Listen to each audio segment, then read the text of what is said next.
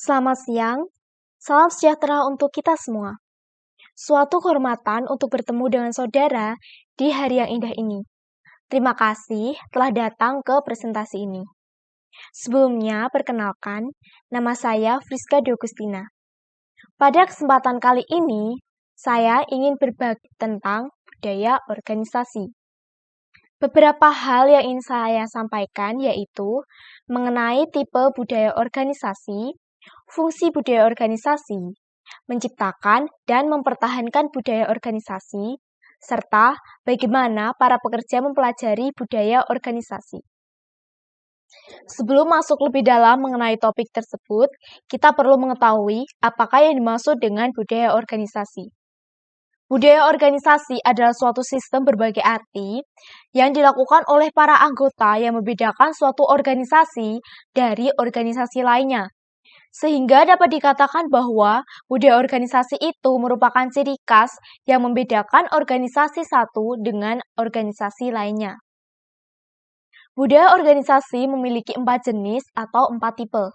Yang pertama, kebudayaan klan atau clan culture.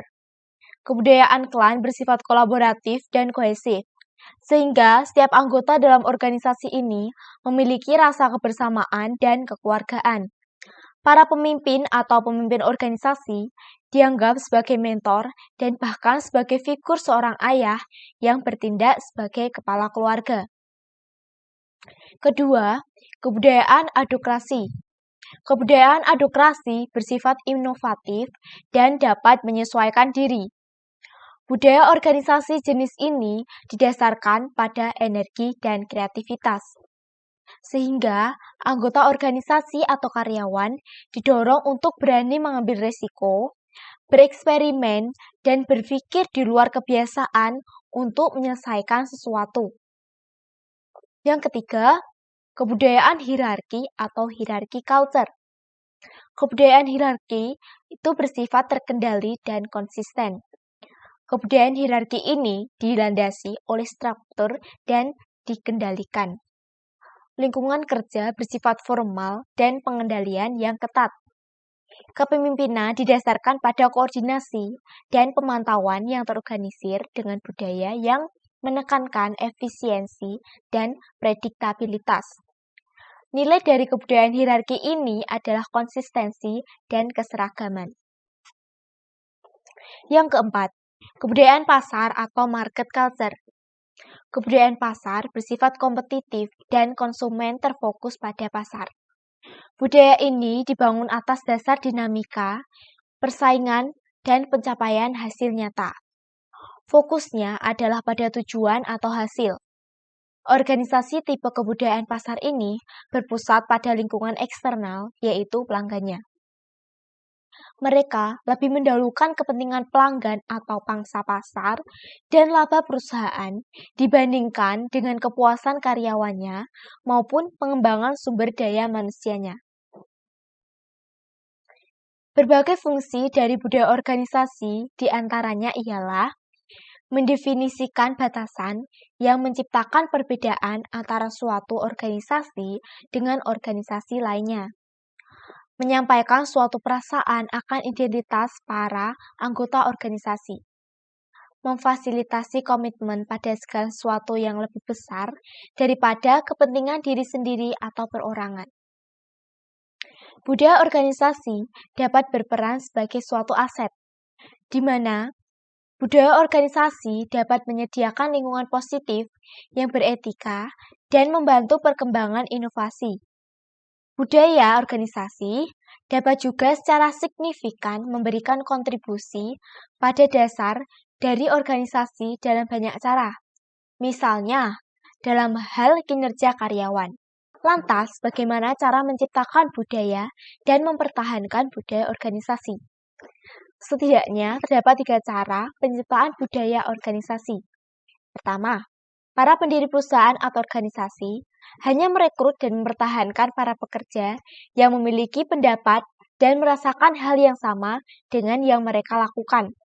Jadi, apabila perusahaan atau organisasi memiliki anggota atau karyawan yang memiliki sifat bertentangan dengan pendirinya, maka akan dikeluarkan atau dilakukan pemutusan hubungan kerja agar visi dan misi pendiri tersebut bisa tercapai.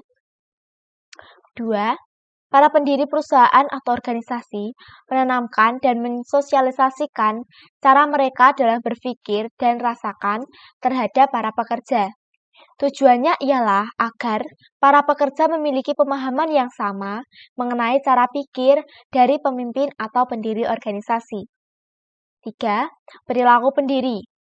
Perilaku dari para pendiri sendiri mendorong para pekerja untuk mengidentifikasi dengan mereka dan menginternalisasikan keyakinan, nilai, dan asumsi mereka. Setelah budaya organisasi terbentuk, maka tentunya harus dipertahankan.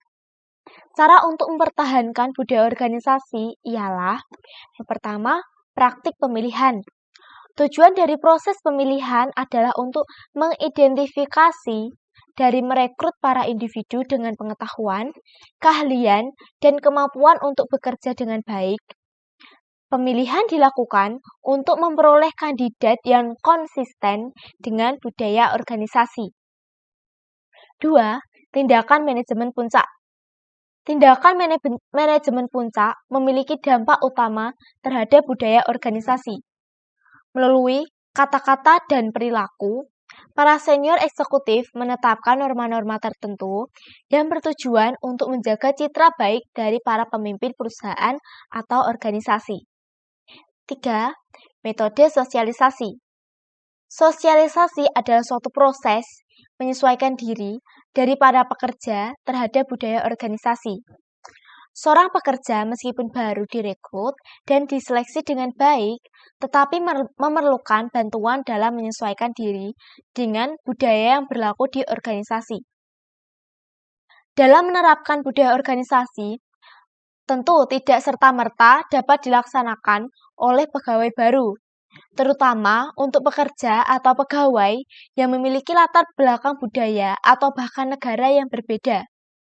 Untuk itu, diperlukan berbagai cara transmisi budaya organisasi pada para pendiri.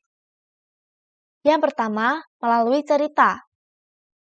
Cerita meliputi naratif mengenai pendiri organisasi, pelanggan, aturan, keberhasilan orang, penurunan tenaga kerja, relokasi kerja, reaksi atas kesalahan masa lalu, dan sebagainya.